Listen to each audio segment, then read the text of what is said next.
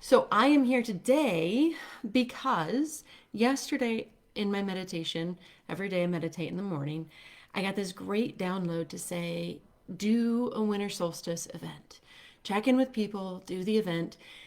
And so I want to invite you, first and foremost, to an amazing winter solstice event. We're going to meet on the solstice on Monday, the 21st, to just gather in community with women, with men, and to really acknowledge everything that's gone on this year and to powerfully, potently set down what we have completed, complete what needs to be completed, and move into next year with openness, with spaciousness, and with love and integrity and connection.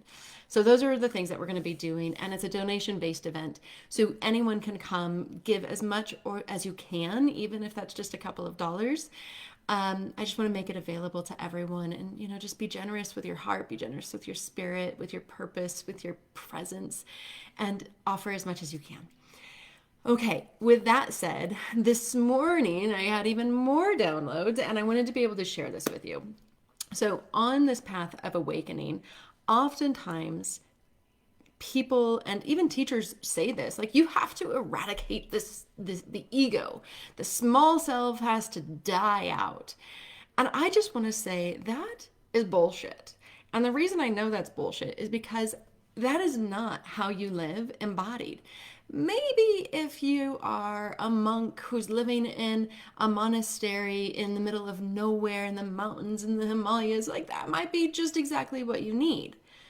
But if you're like me and you're a regular person who has a family, who has a job, who's got a spouse and a house and the place to live, and you got to take care of all, you can't eradicate the ego self. But what you can do is put it into its proper place. You see, what's been going on for decades now for all of us is that our small human ego self has been put in charge. And she and he got put there because we forgot how to trust in the divine self, the divine part of us that is always so true. The true, authentic self forgot that it was the true, authentic self. Avidya, this ignorance of who we really are, happened, and we put human self in charge. We put the ego in charge. And almost always the ego moves out of fear, lack, and insecurity. So, what I want to be able to share with you today is that it is not an eradication of the small self. What it is an embodiment of your divine self. It's a remembering of who you are. You see, the human self, the small self, has been building its muscles for a really long time. It's like one of those muscle bound weightlifters who can't really move around very well because they got so many muscles. That's basically what's going on to the human self. It's like boxed in itself. It doesn't know how to move freely anymore because it's built all these rules and conditions and beliefs, patterns that say you have to follow these or you're going to fall apart. You have to follow these or no one's going to love you. You have to do it this way or everything's just going to go to shit. Now that is shit. That belief that you can't do things in your own way, that's bullshit. The divine self knows how easy life can be. The human self makes it fucking complicated, right? If it is complicated and hard and just like it makes your brain hurt thinking about it, that's the human self. That's what gets in the way. All these patterns, all these dilemmas, all the worries and the stresses, that's the human self. When it's complicated, it's ego. When it's simple, it's divine. That's how easy it is.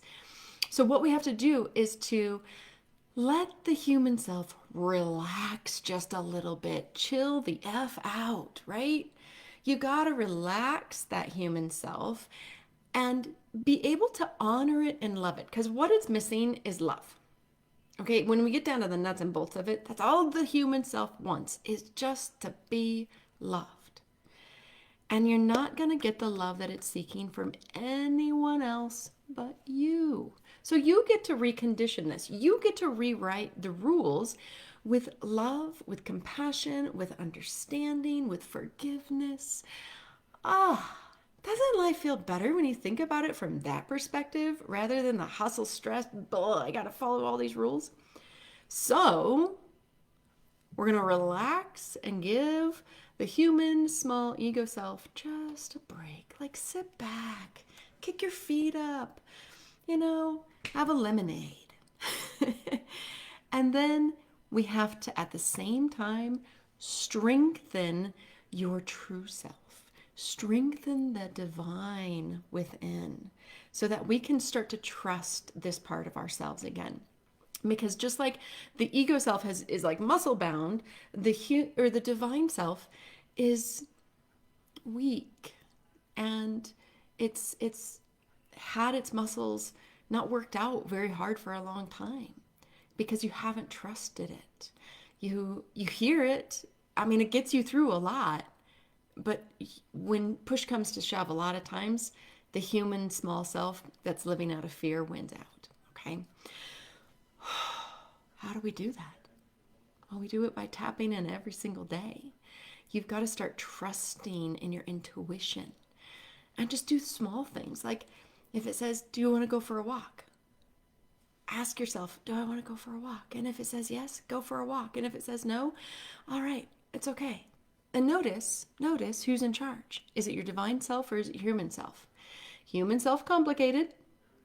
Divine self, easy and simple. Okay, not complicated when you're listening to that highest self.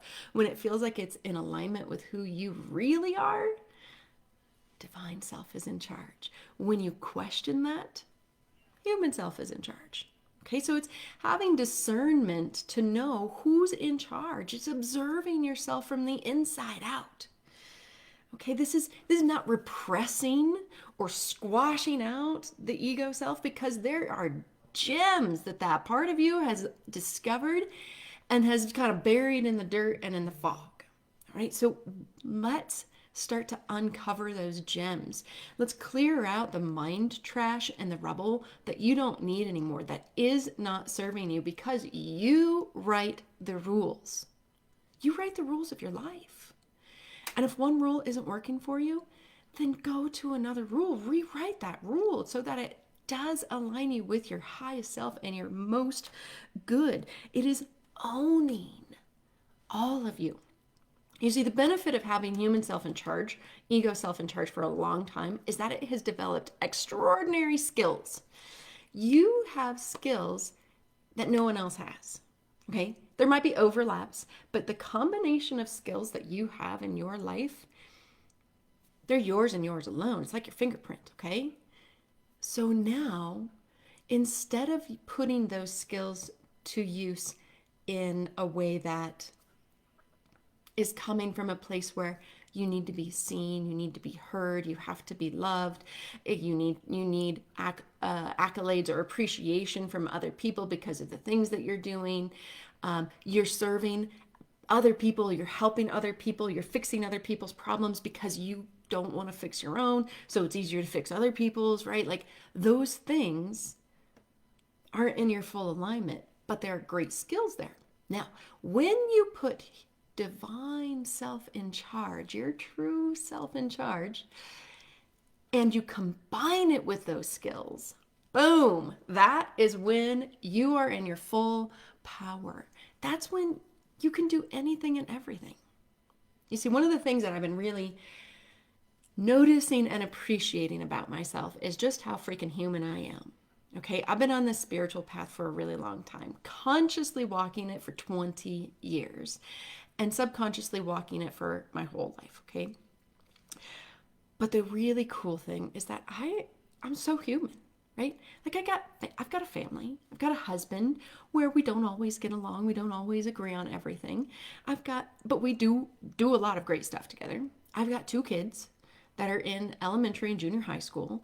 I got to get dinner on the table. I got to do laundry. I got to freaking vacuum and dust and keep things organized. I've got to, I still want to be able to do fun things with the family. So we go out and we ski and we hike and we do the fun things together.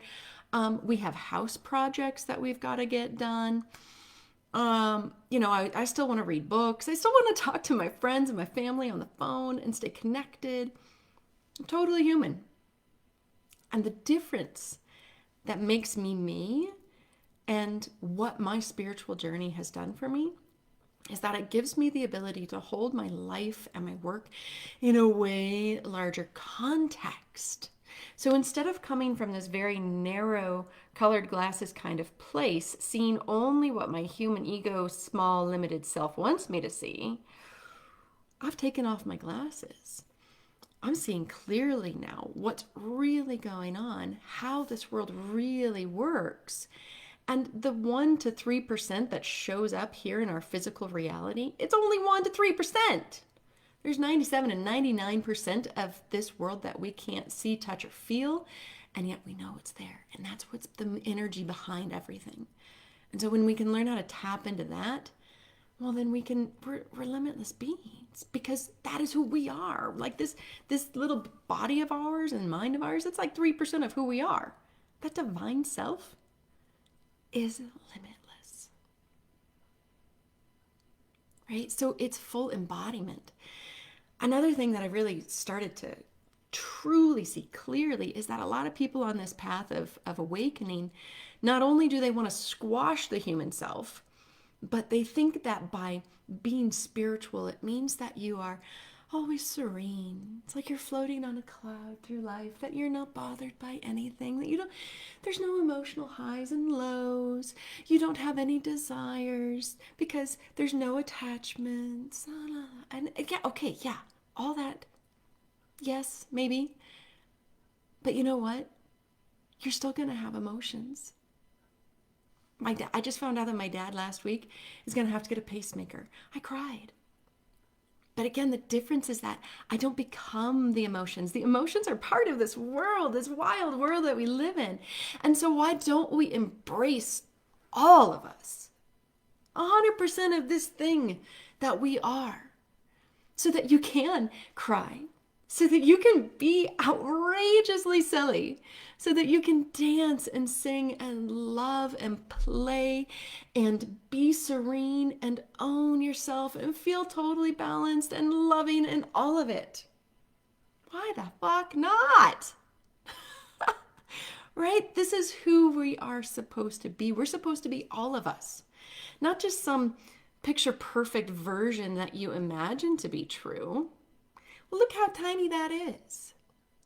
You can be serene in tears. You can be balanced in outrageous funniness. You can dance on the tables. And you can, be this beautiful being of light and love and inspiration to everyone, because you are embodying all of you. That's the magic of it all. It's not squashing out the human self and only living in light. It's embodying the whole spectrum of light and dark and knowing that there's something from all of it for us. And it's putting your divine self in charge, building the muscles of your divine self so that she really can be in charge. And you put human self in her proper place. She is in the back seat, taking part. You're totally loving her and you're so appreciative that she's with you because you're human. You got to have her. If you're going to be on this planet, you got to be human. So why not be human and divine at the same time? It's merging these two parts of you together. And it looks like you are only focusing on the light and the spirit for a while. That's totally okay, because you got to build the muscles of the spirit. But we do not need to eradicate, squash, kill the human self. No, he is a beautiful part of you. You've got to learn how to embody the gifts that she and he have given you along this journey. And allow your divine self to be leading the show, to be the director, to be in the driver's seat. Fuck, that's magic. I'm so swearing today. I guess I'm embodying my swearing sailorness today. But That that is who we are meant to be. Strengthen the divine self, give the human self just a little bit of a break so that she can relax the F out and know that there's actually oneness between the two. You are not one or the other. It just looks like it. That's the ignorance. That's the avidya. That's the cause of all the pain and all the struggling. But the struggle, it's time to put it down. It's time to set the fear aside, to see it, to say, all right, fear, I hate you, don't really want you, but I also appreciate you, and I'm gonna love you at the same time, and I'm gonna set you down because you don't have my best in mind. That's what it's all about. You don't have to be holy all the time. You're going to get in arguments with people because you still have opinions and you still have likes and dislikes. If you've always hated peas your whole life, it's not like you get enlightened and then all of a sudden you love peas. It doesn't matter. It doesn't matter. You can have likes and dislikes. You're just not bound by them in the same way that you've always been bound by them in the past. There's ultimate freedom here. It's freaking amazing. And you just start to plug these energy drains. You start to realize what's sucking you dry, and you change the rules. And if you want a guide on your side, well, frick, yeah, call me. I love talking with people about this because it's fun. This path is fun. I have thought in the past that it was really hard and really sucky, but I know right now that it is fun and it's so worth it. So schedule a breakthrough call with me before Christmas. I'm taking a week off at Christmas. Schedule a breakthrough call with me. I've got time on Friday. I've got time this next week before Christmas. Schedule it because it's worth it. And join me for winter solstice. It's like a total donation only thing. So like donate whatever you can. Join me on winter solstice. It's going to be so cool and so fun and so like awakening and centering. And you're going to tap into that divineness that you are because that is who you really are. So let's have some fun together.